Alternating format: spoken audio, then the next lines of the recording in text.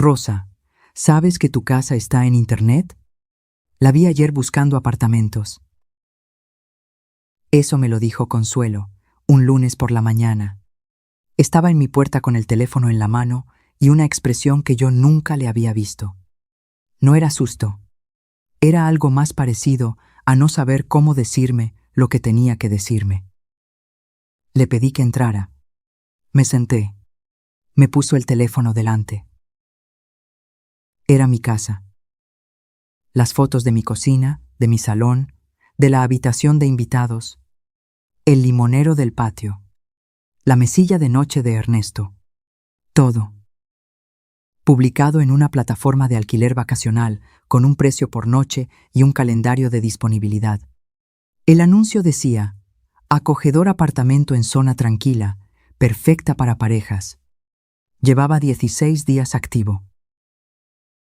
Quédense hasta el final, porque lo que descubrí sobre quién había entrado a mi casa, cómo había entrado y lo que tuve que hacer para que no volviera a pasar, empezó exactamente en ese lunes por la mañana. Me llamo Rosa. Tengo 68 años y esta casa la construyó Ernesto con sus manos y con 40 años de trabajo. No es solo una propiedad. Es el lugar donde nacieron mis hijos, donde murió mi marido, donde guardo todo lo que queda de la vida que tuvimos juntos. Que alguien hubiera entrado a fotografiarla, a medirla con los ojos, a ponerle precio por noche, era algo que yo no cabía en mi cabeza. Pero tenía que caber, porque había pasado. Retrocedí 3 semanas en mi memoria.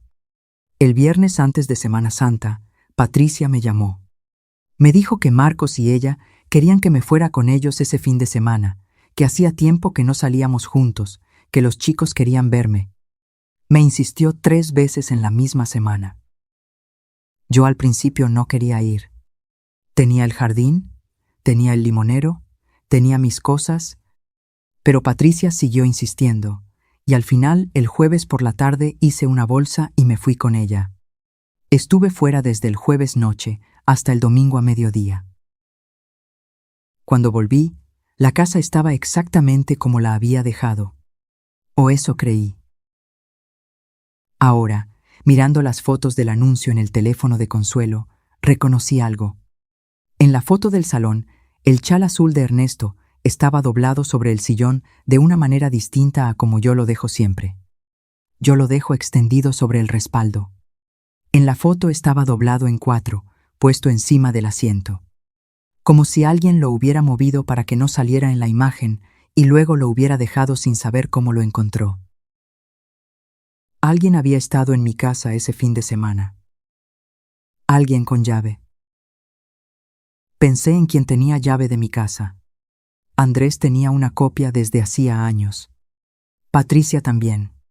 Consuelo tenía una para emergencias. Y nadie más. Consuelo había estado en casa de su hija.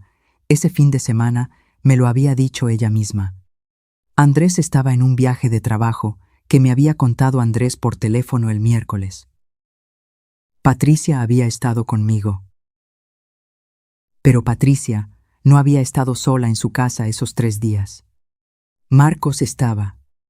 Y Elena, la mujer de Andrés, no había viajado con Andrés.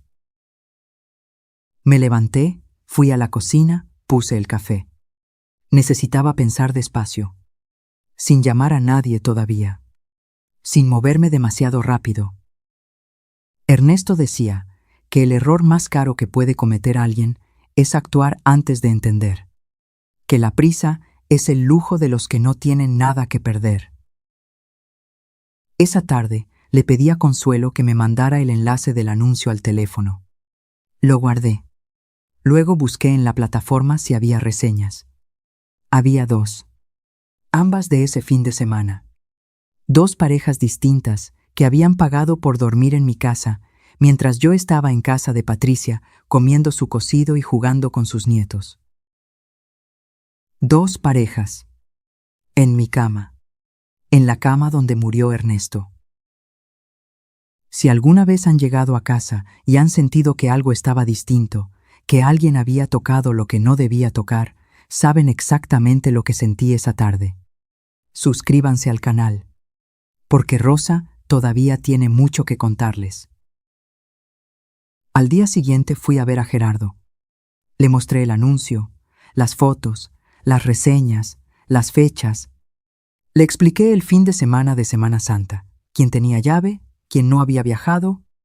Gerardo me escuchó sin interrumpir. Cuando terminé, me dijo que lo que describía era una usurpación de propiedad para explotación económica sin consentimiento del propietario. Es menor que numeral 0, 5 numeral. Es mayor que tenía nombre legal, que tenía consecuencias. Me preguntó si quería presentar una denuncia. Le dije que todavía no, que primero quería saber exactamente qué había pasado y quién había dado la llave. Gerardo asintió y me dijo que hiciera lo que tuviera que hacer, pero que guardara todo. Cada captura, cada fecha, cada reseña, que él lo necesitaría después.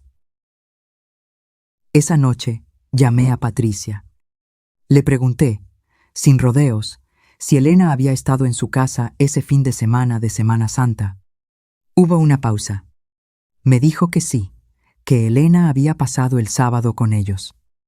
Le pregunté si Elena había ido sola. Otra pausa. Me dijo que sí, que Andrés estaba de viaje. Le pregunté a qué hora había llegado Elena y a qué hora se había ido. Patricia tardó en contestar. Al final, me dijo que no recordaba bien, que había llegado a la hora de comer. Le di las buenas noches y colgué. Elena había tenido el sábado entero libre. Patricia estaba conmigo. Andrés estaba fuera. Y Elena sabía que la casa estaba vacía, porque ella misma había escuchado a Patricia invitarme. Lo que no sabía Elena era que Andrés me había dado una copia de su llave hacía 3 años y que yo nunca se lo había dicho a ella. Que yo sabía perfectamente qué llave usaba Andrés cuando venía solo y que esa llave tenía una pequeña marca en el borde, una raya fina que yo le hice con una llave de destornillador la tarde que me la dio, para distinguirla de la mía. Llamé a un cerrajero al día siguiente. Cambié la cerradura. Pedí 3 llaves nuevas, una para mí, una para Consuelo y una que guardé en un sobrecerrado en el cajón de la mesilla. Luego volví a la plataforma de alquiler y reporté el anuncio como fraudulento. Adjunté la escritura de la casa, mi DNI y una captura del anuncio con las fechas. La plataforma tardó 48 horas en darlo de baja y bloquear la cuenta. Esa cuenta estaba a nombre de Elena.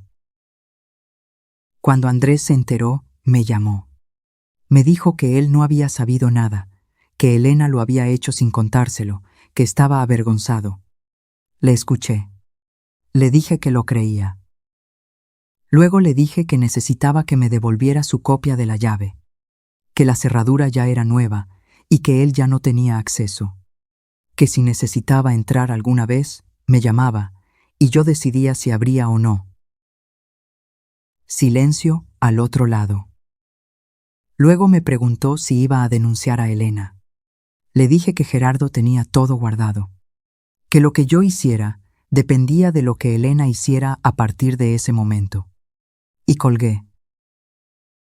Ernesto siempre decía que la casa de uno es lo único que nadie te puede quitar si tú no se lo permites, que las puertas existen por algo, y que las llaves se dan, pero también se quitan. Esa tarde no contesté cuando Elena llamó. Fui a regar el limonero.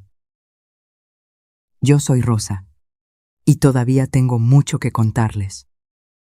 Si quieren saber cómo Rosa descubrió que su nuera, Elena, había contratado a una cuidadora para espiarla dentro de su propia casa, ese episodio ya está en el canal. No se lo pierdan.